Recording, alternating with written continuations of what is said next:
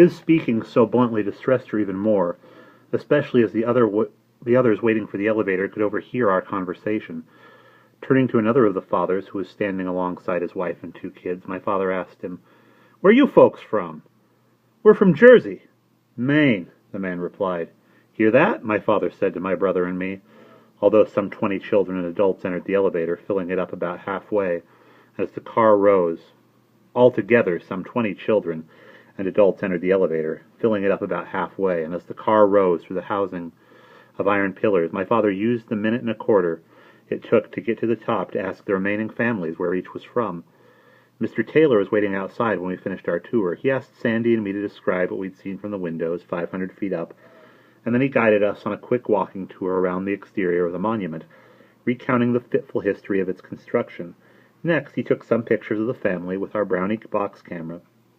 Then my father, over Mr. Taylor's objections, insisted on taking a picture of him with my mother, Sandy, and me, with the Washington Monument in the background. And finally we got into our car and, with Mr. Taylor again at the wheel, started down the mall for the Lincoln Memorial. This time, while he parked, Mr. Taylor warned us that the Lincoln Memorial was like no other edifice anywhere in the world, and that we should prepare ourselves to be overwhelmed. Then he accompanied us from the parking area to the great pillared building with the wide marble stairs that led us up past the columns to the hall's interior, and the raised statue of Lincoln in his capacious throne of thrones. The sculpted face looking at me like the most hallowed possible amalgamation, the face of God, the face of America, all in one. Gravely my father said, "And they shot him, the dirty dogs." The 4 of us stood directly at the base of the statue, which was lit so as to make everything about Abraham Lincoln seem colossally grand.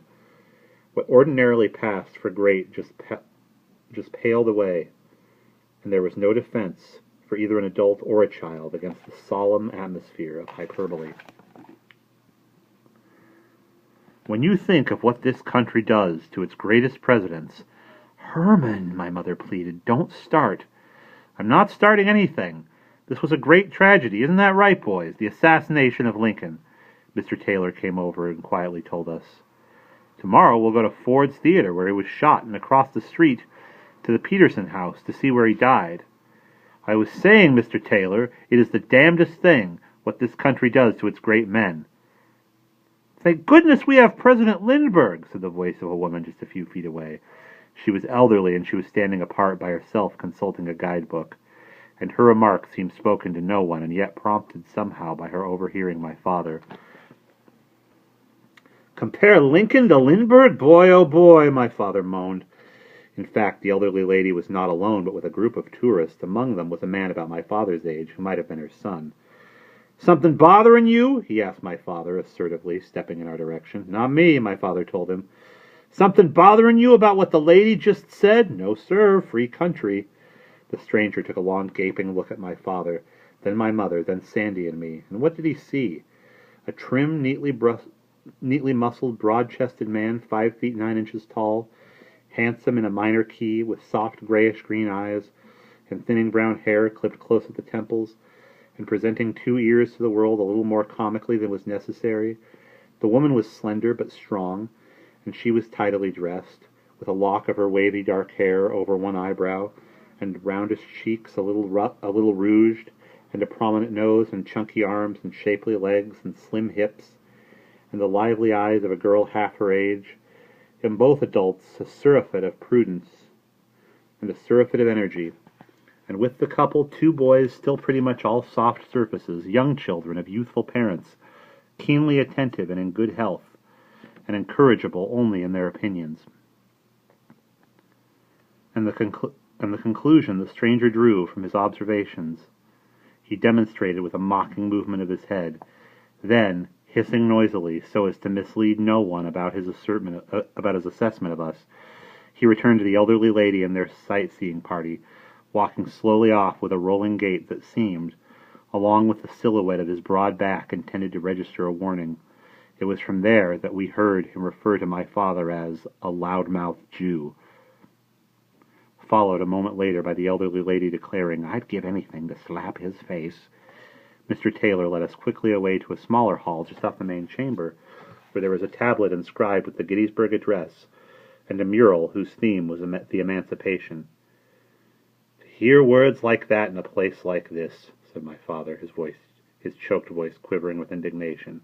"In a shrine! To a man like this!"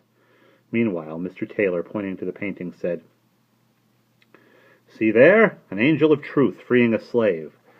But my father could see nothing. You think you'd hear that here if Roosevelt was president? People wouldn't dare. They wouldn't dream in Roosevelt's day.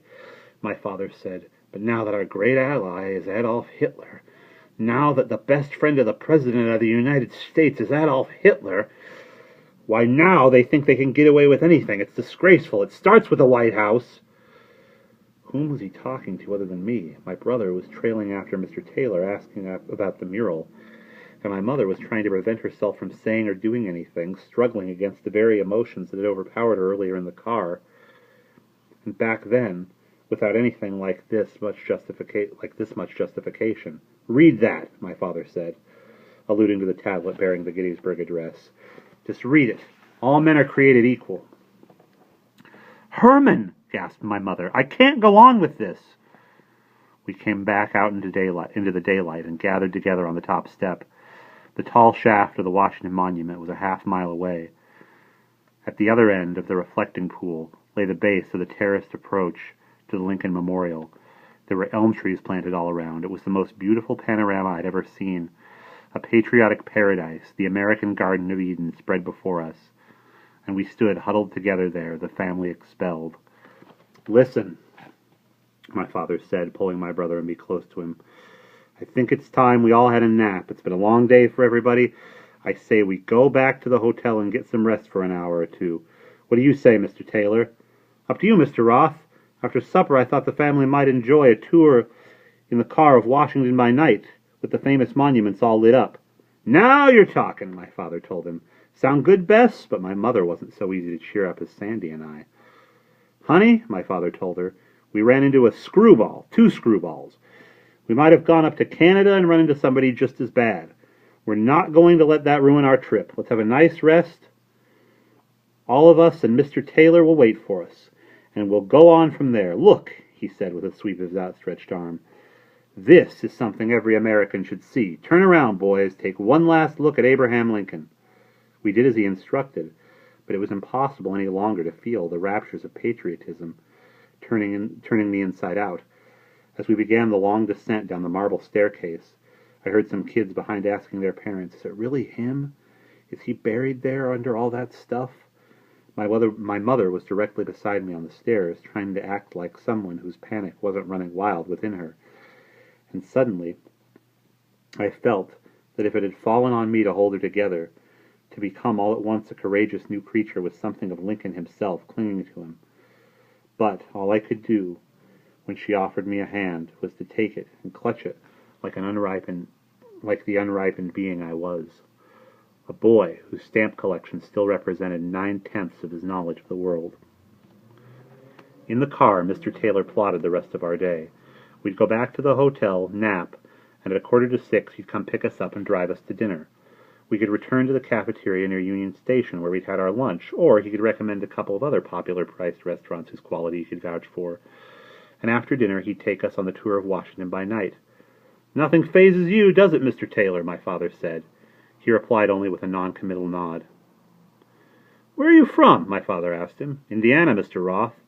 "Indiana, imagine that, boys. Where's your hometown out there?" my father asked him. "Didn't have one. My father's a mechanic. Fixed farm machinery, moved all the time." "Well," said my father, for